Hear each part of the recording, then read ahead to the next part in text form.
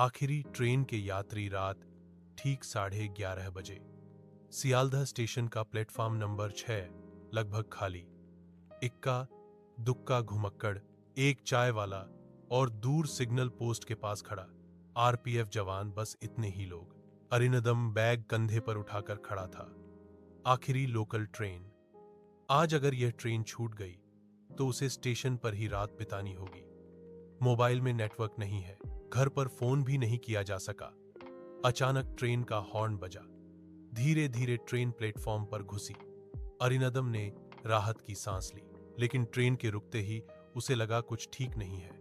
पूरी ट्रेन अजीब तरह से खाली है। एक दो डिब्बों में रोशनी है, बाकी लगभग अंधेरे में है। लोकल ट्रेन होने के बावजूद इतनी खाली होना असामान्य है। शायद आज कोई समस्या हुई है, अरिंदम ने खुद को समझाया। वह तीसरे डिब्बे में चढ़ा। अंदर घुसते ही उसके रोंगटे खड़े हो गए। कमरे के अंदर ठंडा है, असामान्य ठंडा। सीट पर बैठा है केवल एक महिला। सफेद साड़ी, लंबे खुले बाल, चेहरा आधा बालों से ढका हुआ है। चेहरे की ओर ठीक से देखा नहीं जा सकता। अरिंदम खिड़की के पास बैठ गया। अपनी छाती की धड़कन वह खुद सुन पा रहा है। ट्रेन चलना शुरू हो गई। कुछ मिनट बीत गए। ट्रेन के पहियों की आवाज, लाइनों का कंपन सब सामान्य था, लेकिन अंदर की हवा भारी थी। अचानक महिला ने बात की। क्या तुम मुझे देख रहे हो? अरिंदम चौंक गया। आवाज बहुत महीन थी, लेकिन उसमें जैसे प्रतिध्वनि थी। जी, मतलब हाँ, अरिंदम स्पष्ट रूप से बोला। महिला धीरे धीरे मुंह उठाया। चेहरा पीला पड़ गया।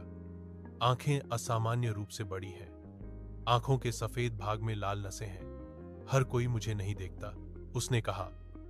केवल अंतिम ट्रेन के यात्री ही देखते हैं। अरिंदम ने हंसने की कोशिश की। आप मजाक कर रहे हैं? महिला हंसी, लेकिन उस हंसी में एक बूंद भी गर्मी नहीं है।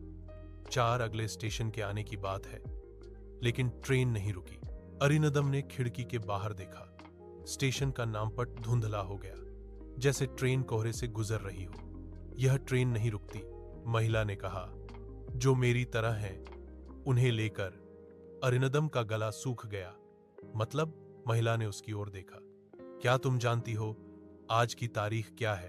अरिंदम ने मोबाइल निकाला। स्क्रीन पर कुछ भी नहीं है। घड़ी भी काम नहीं कर रही है।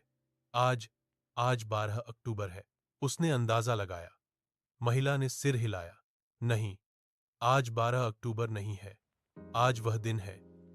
5 अचानक कमरे की रोशनी बुझ गई। केवल आपातकालीन लाल बत्ती जल रही है। ट्रेन की गति बढ़ गई। अरिंदम चिल्लाना चाहता था, लेकिन गले से आवाज नहीं निकल रही थी। महिला खड़ी हो गई। उसके पैर जमीन को नहीं छू रहे थे। सफेद साड़ी के नीचे कुछ भी नहीं था। 5 साल पहले, महिला ने कहना शुरू किया, मैं इसी ट्रेन में लौट रही थी। आखिरी ट्रेन। डिब्बे में मैं अकेली थी। उसकी आवाज बदल गई, भारी, खोखली। स्टेशन पार करते समय दरवाजा खुलने से मैं गिर गया। किसी ने ध्यान नहीं दिया। अगले दिन सुबह मेरी लाश रेलवे लाइन के किनारे मिली। अरिंदम की आंखें बड़ी हो गईं। क्या तुम जानते हो? वह फुसफुसाया। आज 5 साल पूरे हो गए। 6 ट्रेन अचानक रुक गई, लेकिन यह कोई स्टेशन नहीं है। चारों ओर सिर्फ अंधेरा, कोहरा और परित्यक्त लाइनें हैं। दूर कुछ छाया मूर्तियां खड़ी हैं, इंसानों जैसी, लेकिन ठीक इंसान नहीं। वो मेरे जैसे ही हैं, महिला ने कहा। आखिरी ट्रेन के यात्री। अरिंदम रोने लगा। मैं घर जाना चाहता हूं, मैं जीना चाहता हूं। महिला उसकी ओर बढ़ी। उसकी आंखों से काला तरल बह रहा था। सब यही चाहते थे, उसने कहा, लेकिन आखिरी ट्रेन किसी को वापस नहीं लौटाती। साथ अचानक दूर रोशनी दिखाई दी। एक टॉर्च की रोशनी। आरपीएफ जवान का गला। कौन है वहां? महिला का चेहरा बदल गया। गुस्सा, निराशा, डर सब एक साथ। नहीं, आज फिर कोई बच जाएगा। अरिंदम ने अपनी आखिरी ताकत से दौड़ लगाई। दरवाजे की ओर। महिला चिल्लाई।